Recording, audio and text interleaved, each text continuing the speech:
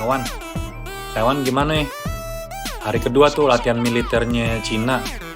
Katanya ada beberapa rudal tuh ngelewatin Taiwan itu. Gimana ya? Bahkan ada pesawat tempur juga lewat. Gimana tuh Taiwan? Bahaya nggak tuh? Tuh di TikTok banyak banget berseliweran.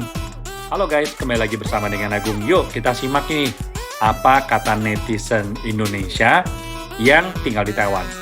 Mereka khawatir nggak sih? Langsung aja kita simak ya. Oke guys, jadi semacam pertanyaan ini gue buka tadi siang di Facebook gue, Agung Taiwan. Kemudian kebanyakan dari yang ngisi, ternyata mereka biasa-biasa aja para netizen Indonesia di Taiwan nih. Nih, ada beberapa komen yang gue bacain ya. Enggak kak, biasa aja karena berita seperti ini sudah muncul dari tahun 2013. Seingat saya gitu loh. Terus katanya juga ada yang nggak gimana-gimana sih tugas negara ini. Kalaupun ada apa-apa, pemerintah dan petugas yang terkait akan ngurus kita. Jadi berdoa aja, semoga semuanya baik-baik aja. Tetap tenang dan semangat mengais rejeki. Oke, nih ada lagi yang lain-lain ya. Bosku bilang nggak akan ada perang Cina, cuman gertak doang karena nggak suka sama yang kemarin dateng. Oke, tapi ada yang bilang katanya kadang-kadang takut juga. Menurut Bos Agung gimana kondisi sekarang? Ini bukan pendapat gue sih, tapi lebih kepada gue pengen dengar pendapat kalian.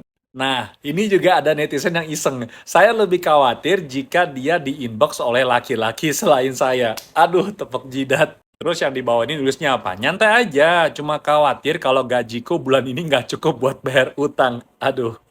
Tapi walau demikian tetap aja ada yang khawatir ya. Dibilang khawatir itu pasti. Saya selalu update beritanya karena kita tidak tahu apa yang terjadi di masa depan. Semoga Taiwan tidak menjadi Ukraina yang kedua. Jadi pada umumnya semuanya pada nggak gitu khawatir sih kalau gue lihat secara keseluruhan. Hanya beberapa teman-teman netizen di Taiwan yang khawatir dengan kondisi saat ini.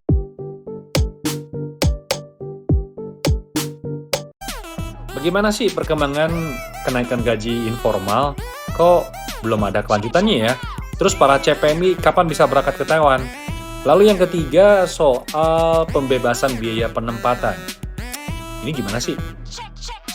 Halo guys, kembali lagi bersama dengan Agung. Hari ini bakal menjawab pertanyaan-pertanyaan tersebut ya. Nah, di berita tanggal 8 Agustus 2022, salah satu pejabat dari Kementerian Tenaga Kerja Taiwan, namanya Su Yukuo, telah menyampaikan bahwa di akhir bulan Juli, pihak Indonesia telah mengirimkan surat resmi kepada Taiwan, yang isinya dalam berita ini disampaikan, saat ini Taiwan tidak termasuk dalam program pembebasan biaya penempatan. Yang kedua, menghormati mengenai penyesuaian ataupun juga kebijakan kenaikan gaji untuk pekerja informal di Taiwan. Dan apabila telah diumumkan secara resmi mengenai kenaikan gaji ini oleh pemerintah Taiwan, maka akan segera memberlakukan ataupun juga meresmikan legalisir dokumen CPMI untuk segera agar para CMI yang sudah menunggu di Indonesia bisa berangkat ke Taiwan. Jadi guys, buat CPMI yang sekarang lagi menunggu, sekarang kuncinya adalah tinggal menunggu nih kapan Taiwan mengumumkan kenaikan gaji ini secara resmi. Nah, seperti yang pernah gue sharing di konten sebelumnya, bahwa kenaikan gaji ini sebenarnya nggak mudah ya, karena ini melibatkan warga Taiwan yang termasuk kaum menengah ke bawah, bahkan juga miskin. Karena kita tahu juga ada warga Taiwan yang mungkin saja karena keterbatasan ekonomi mereka sehingga mereka terpaksa merekrut pekerja migran. Jadi, apabila ada kenaikan gaji tentu akan menjadi satu beban ekonomi bagi keluarga-keluarga tersebut. Nah, solusi yang diberikan oleh pemerintah Taiwan yaitu adalah mengambil subsidi atau maksudnya memberikan subsidi kepada keluarga-keluarga tersebut lewat Chouye Antingfei. Ini namanya adalah apa? Dana stabilisi, maksudnya adalah dana stabilisasi lapangan kerja di Taiwan. Jadi dari dana tersebut akan diberikan subsidi kepada keluarga yang membutuhkan, yang mungkin terimbas karena kenaikan gaji informal tersebut. Teman, tinggal ditunggu saja pengumuman resmi dari Taiwan. Dan semoga saja tidak terlalu lama ya. Kalau misalkan kalian ada yang bertanya, yang sudah di Taiwan apakah juga menikmati kenaikan gaji ini? Tinggal ditunggu aja ya. Cuman kalau belajar dari pengalaman-pengalaman yang dulu dari 15.840 sekarang menjadi 17.000 kayaknya bisa juga nih. Semangat!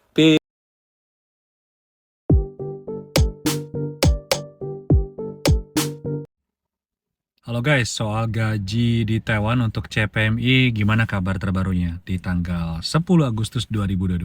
Langsung kita cek. Oke guys, jadi ini adalah press release yang dikeluarkan tanggal 10 Agustus 2022 oleh Kementerian Tenaga Kerja Taiwan yang isinya seperti ini.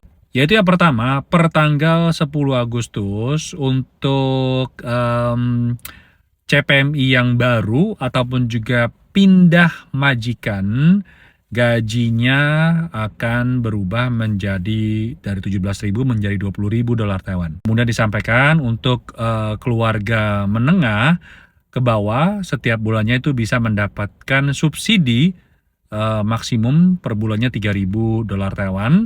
Kemudian durasinya maksimum adalah 3 tahun. Sedangkan untuk majikan yang pada umumnya itu bisa mendapatkan subsidi sebanyak 1.500 per bulan, maksimum bisa mendapatkan 4 bulan.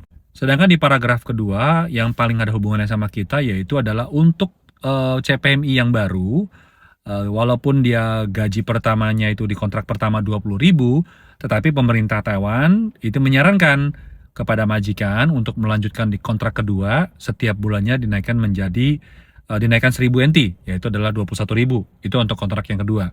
Untuk yang kontrak ketiga, ya disarankan untuk menambahkan lagi 1.000 NT setiap bulannya sehingga mencapai angka 22.000.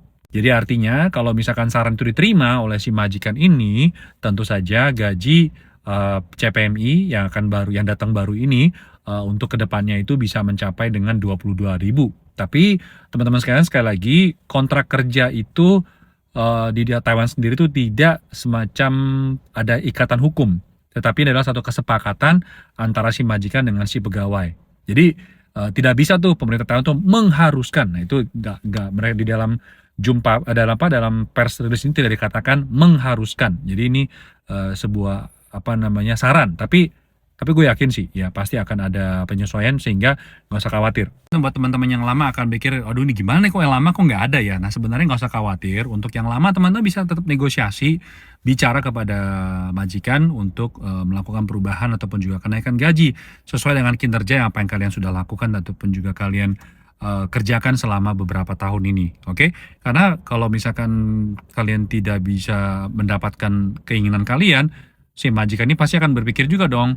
Dia kalau nyari yang baru tetap aja harus membayar gaji yang sama dengan gaji yang lebih 22.000. Nah, daripada dia harus menyesuaikan diri, aku rasa majikan pasti juga akan mencari jalan yang lebih baik buat dirinya sendiri dan juga buat pasien yang dirawat. Jadi semoga aja informasi ini bermanfaat. Semangat dan salam optimis. Peace.